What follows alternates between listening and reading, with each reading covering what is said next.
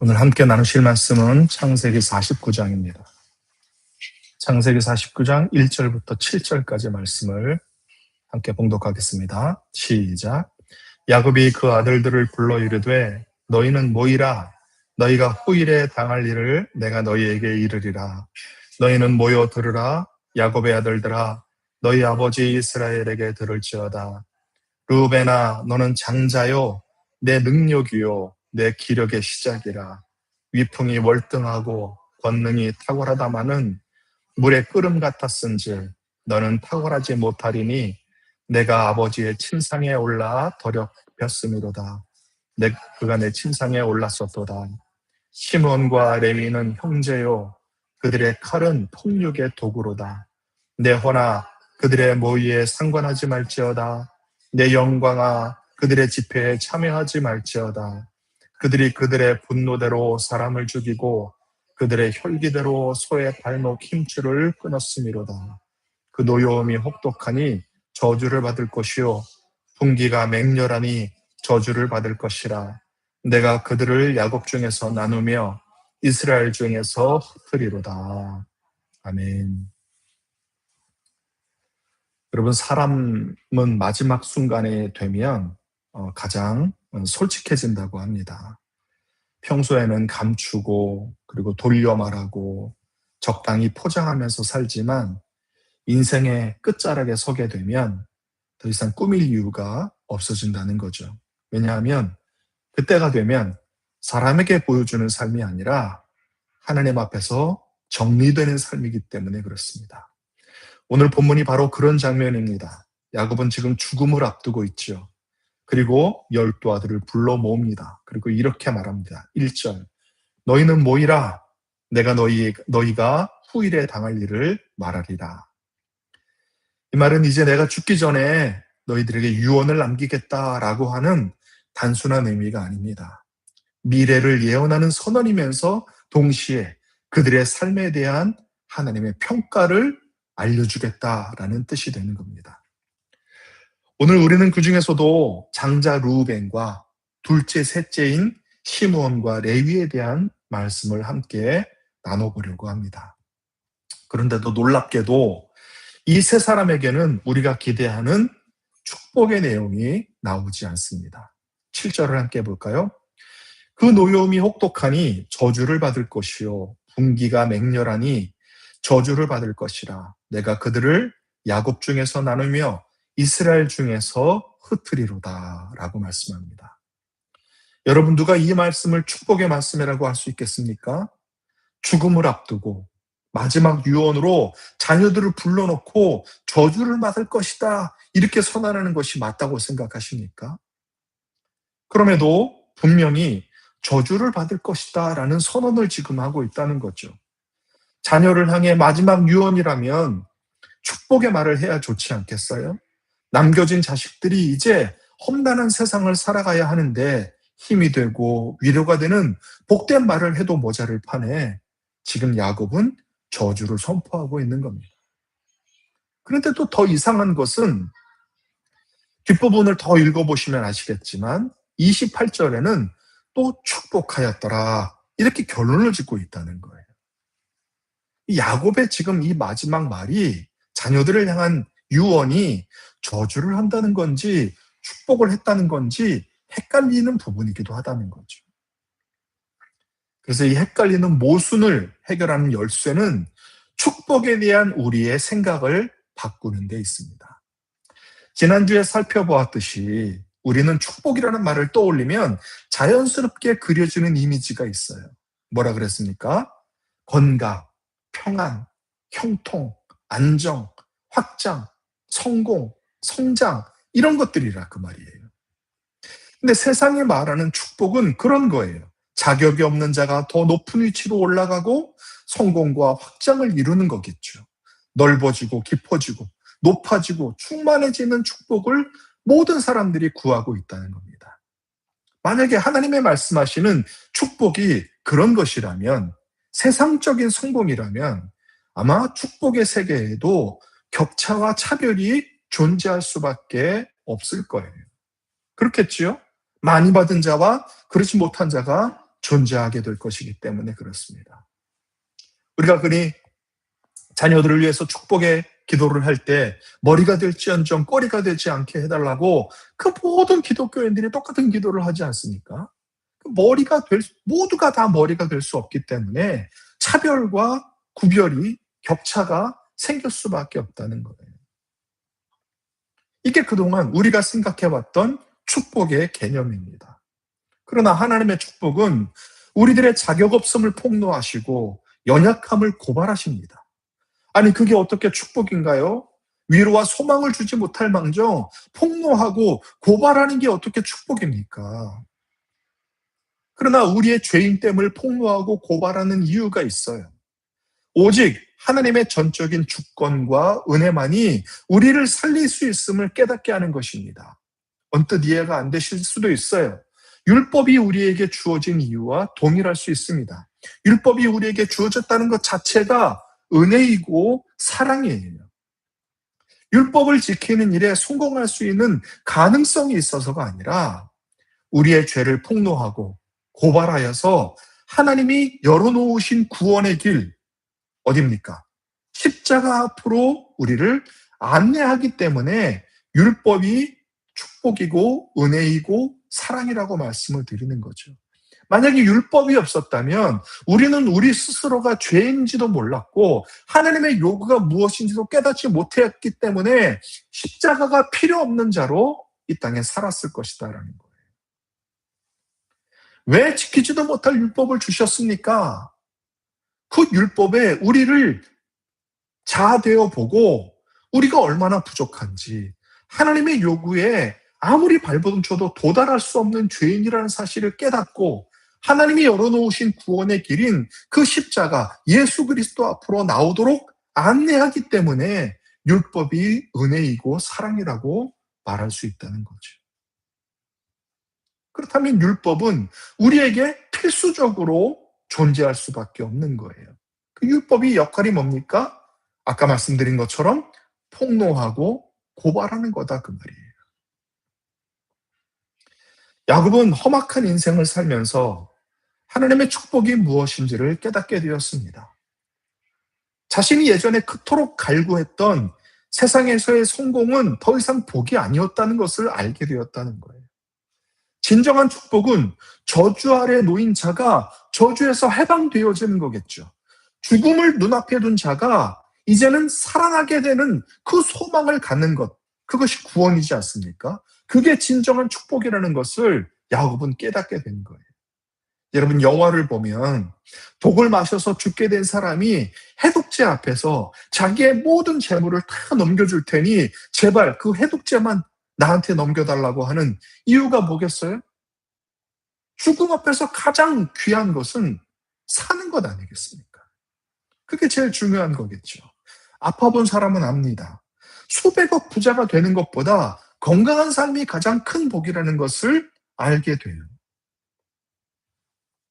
마찬가지입니다. 저주 아래 놓인 자에게 가장 시급하고 필요한 것은 그 저주에서 벗어나는 일입니다. 죽는 것이 확정된 자에게 가장 중요한 것은 생명을 살릴 손길일 것입니다. 그러므로 야곱이 세 아들에게 던지는 이 비수와 같은 말들은 그들을 죽이기 위함이 아니라 그들이 죽어마땅한 죄인이라는 것을 보게 하여 생명으로 인도하려는 하나님의 아픈 사랑의 표현인 것입니다. 오늘 등장하는 이 세 아들은 첫째 아내 레아에게서 얻은 아들들이에요. 우리 한 사람 한 사람 한번 의미를 좀 살펴보겠습니다. 야곱은 먼저 장자 르우벤을 부릅니다. 그 르우벤을 부르면서 뭐라고 르우벤을 소개하냐면, 르우벤아, 너는 내 장자요, 내 능력이요, 내 기력의 시작이다 라고 최고의 칭찬을 지금 하고 있는 거예요. 장자는 단순한 첫 번째 아들이라는 의미를 넘어서 가문의 대표이면서 권위의 상징이기도 했습니다. 르우벤은 태어날 때부터 이미 가장 유리한 위치에 있었어요. 힘이 있다고 얻을 수 있는 권리가 아닙니다. 태생적으로 주어진 특권을 이미 가지고 태어난 인물이 르우벤이었습니다. 이 루벤이라는 이름의 뜻은 보라, 아들이다 라는 그런 뜻을 가지고 있었어요. 그러니까 레우라는 말에서 왔는데 이것이 보다.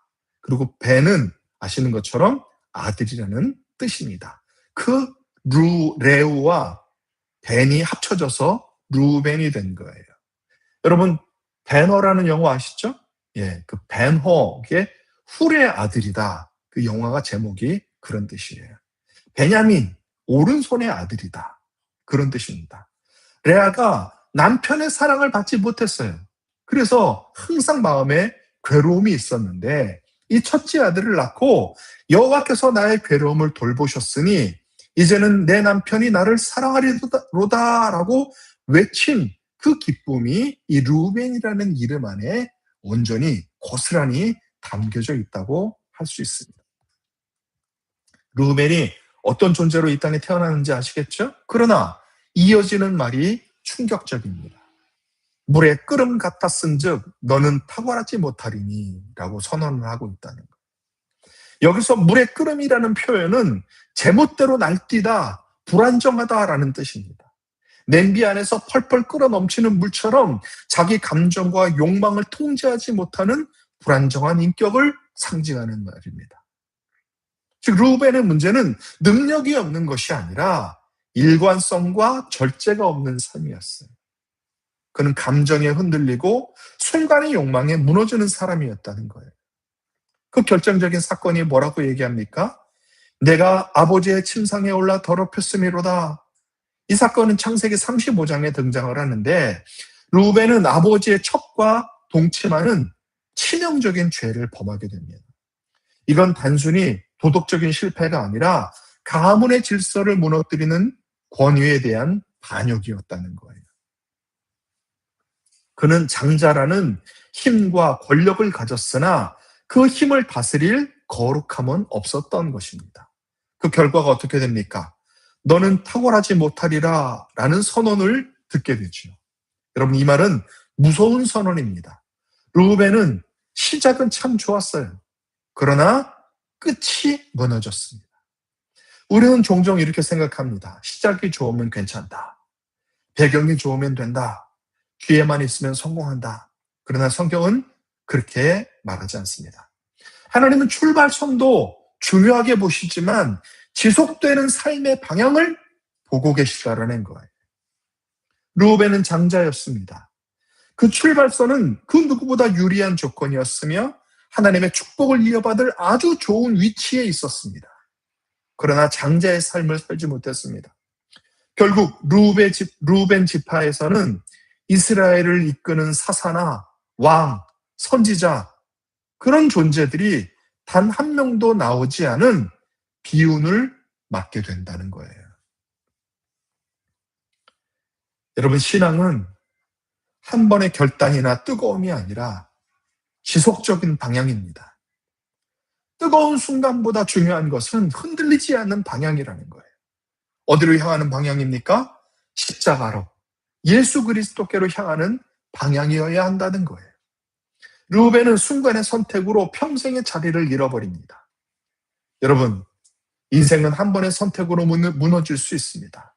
그래서 신앙은 감정이 아니라 훈련이고 절제라는 것을 우리 모두 기억해야 할 것입니다. 이제 야곱은 시므온과 레위를 함께 다루고 있습니다. 둘째인 시므온, 이 시므온의 뜻은 샤마, 듣다라는 것에서부터 이름이 유래가 되었는데 레아가 이렇게 고백을 해요. 여호와께서 내가 사랑받지 못함을 들으셨으므로 이 아들도 주셨도다 라고 고백을 하는 것이 이 시므온의 이름에 담겨져 있어요. 셋째인 레위는 연합하다라는 뜻이 있습니다. 내가 그에게서 새 아들을 낳았으니 내 남편이 지금부터 나와 연합할 것이다 라는 레아의 간절한 희망이 담겨져 있는 것이 레위라는 이름에 있는 뜻입니다. 시므온과 레위는 형제였다고 얘기하죠. 그들의 칼은 폭력의 도구로다라고 얘기합니다. 여러분, 이 둘을 함께 왜 묶었을까요? 다른 아들들은 형제가 아닙니까? 이 둘을 묶어서 이야기하는 이유가 있어요. 그들에게 공통된 사건이 있기 때문입니다. 바로 세겜 사건입니다. 그들의 여동생 디나가 강간을 당하자 시므온과 레위가 분노를 하게 됩니다. 이런 분노, 당연히 여동생이 몹쓸 짓을 당했는데 분노하지 않을 오빠가 어디 있겠어요, 그죠? 이 분노 자체는 우리가 이해할 수 있는 분노라는 거예요. 근데 문제는 그 다음이라는 거죠. 그들은 속임수를 사용했습니다. 세겜성의 남자들에게 디나와 결혼을 하려면 우리의 전통인 할례를 받아야 한다는 거예요. 그럴 수 있죠, 그죠? 그렇게 할례를 받게 한 뒤에 남자들이 다 고통 속에 무력해진 상태에서 이 시므온과 레위가 그들을 모조리 학살을 하게 되는 거예요. 여러분, 이것은 복수가 아닙니다. 과인 폭력이라는 거예요. 야곱은 이렇게 얘기합니다. 내 혼아, 그들의 모의에 상관하지 말지어다. 그들이 분노대로 사람을 죽이고 내 그 노여움이 혹독하니 저주를 받을 것이요 그 분이 맹렬하니 저주를 받을 것이라. 여기서 중요한 것이 뭐겠습니까? 행동 이전에 분노 자체를 문제 삼는다는 점이에요. 우리는 종종 이렇게 생각합니다. 나는 화낼 만한 이유가 있다. 이건 정당한 분노다. 그러나 성경은 다르게 말하고 있어요. 분노는 정당해 보일 수 있지만 통제되지 않으면 반드시 파괴로 간다는 거예요. 그들은 하나님의 공의를 위한다라는 명분을 내세웠으나 실상은 자기의 혈기와 분노대로 사람을 죽이고 짐승의 힘줄을 끊었다는 거예요. 분노는 단순한 감정이 아닙니다. 통제되지 않으면 판단이 흐리게 하고 사람을 잔인하게 만듭니다. 그래서 야곱은 말합니다. 나는 그들의 집회에 참여하지 않겠다. 이것은 단절하겠다는 뜻이에요. 이 본문에서 우리가 반드시 봐야 할 것은 하나님의 태도입니다. 하나님은 그들의 죄를 그냥 넘어가지 않으셨어요. 르우벤은 장자의 권리를 잃었습니다. 시므온은 실제로 시므온 지파는 광야 생활 중에 그 수가 급격히 줄게 되었고 가나안 땅 분배 시 독립적인 영토를 얻지 못한 채 유다 지파의 기업 안으로 일부를 빌려 쓰는 그런 형국이 되었다는 거예요. 레위는 어떻게 됩니까? 흩어지게 되었다는 거죠. 이건 단순한 결과가 아닙니다. 하나님의 개입하심이죠. 그런데 놀라운 것은 훗날 이 흩어짐의 예언이 레위 지파에게는 어떻게 성취가 됩니까? 그들은 이스라엘 전역으로 흩어져서 하나님의 말씀을 가르치고 성소를 지키는 거룩한 제사장 지파가 된다는 거예요. 저주로 선포된 흩어짐이 하나님의 손길 안에서 이스라엘을 살리는 축복의 통로로 변모한 것입니다. 왜 그렇습니까? 레위 지파는 출애굽 여정 중에 금송아지 사건 때 모세가 시내산에 언약궤를 그 두 돌판을 가지러 갔을 때 이스라엘 백성들은 기다리지 못하고 금송아지를 만들어 놓고 이 금송아지가 지금까지 우리를 인도한 하나님이다. 그렇게 금송아지를 숭배하는 사건이 있었죠. 그때 여호와의 편에서 우상 숭배자들을 심판함으로써 거룩한 구별을 선택했던 지파가 이 레위 지파였다는 거예요. 이건 중요한 메시지를 우리에게 보여주고 있습니다. 하나님의 평가는 고정된 운명이 아니라 회개와 순종에 따라 바뀔 수 있다는 거예요. 여러분, 오늘 본문이 불편한 이유는 이것이 축복의 자리이기 때문입니다. 우리는 축복의 자리를 좋은 말만 하는 자리로 생각해요. 그러나 성경의 축복은 다릅니다. 축복은 단순한 덕담이 아니라 하나님의 시선으로 삶을 해석하는 시간이라는 거예요. 그래서 때로는 말씀이 가장 아픈 말로 우리에게 주어지는 것입니다. 아이가 병에 걸렸을 때 의사는 아이가 싫어하는 쓰디쓴 약을 처방하거나 날카로운 주사 바늘을 찌르는 것과 마찬가지라는 거죠. 아이 입장에서는 그것이 고통이고 저주처럼 느껴지겠지만 그것은 아이를 살리기 위한 의사의 최선의 처방이 되는 것입니다. 야곱의 저주 섞인 예언은 죄로 병든 아들들을 살리기 위해 하나님이 내리신 거룩한 처방전이었던 것입니다. 여기서 한 가지 질문이 생깁니다. 그렇다면 우리에게 희망은 없는가? 르우벤처럼 우리는 무너질 수 있고 시므온과 레위처럼 분노할 수 있는 존재라면 우리는 어떻게 해야 할 것인가? 여기서 우리는 복음을 들여다봐야 합니다. 예수 그리스도는 완전히 다른 장자의 모습으로 이 땅에 오셨습니다. 첫째 아들이지만 권리를 주장하지 않으셨습니다. 억울한 일을 당하셨지만 폭력으로 반응하지 않으셨습니다. 십자가에서조차 저들을 용서하소서라고 기도하셨습니다. 그분은 르우벤의 실패를 대신 짊어지셨고 시므온과 레위의 폭력을 대신 감당하셨습니다. 여러분, 오늘 본문은 우리를 불편하게 만들지만 동시에 희망을 주고 있습니다. 왜냐하면 하나님은 우리의 죄를 정확하게 보시지만 그것으로 끝내지 않으시기 때문입니다. 르우벤은 무너졌지요. 시몬과 레위는 실패했습니다. 그러나 하나님은 그 가문을 버리지 않으셨습니다. 그리고 결국 그 계보에서 예수 그리스도가 오십니다. 이게 은혜죠. 유산을 미리 챙겨 집을 떠나간 둘째 아들 탕자를 하염없이 기다리셨던 아버지를 기억하시기 바랍니다. 성경에 이렇게 기록되어져 있습니다.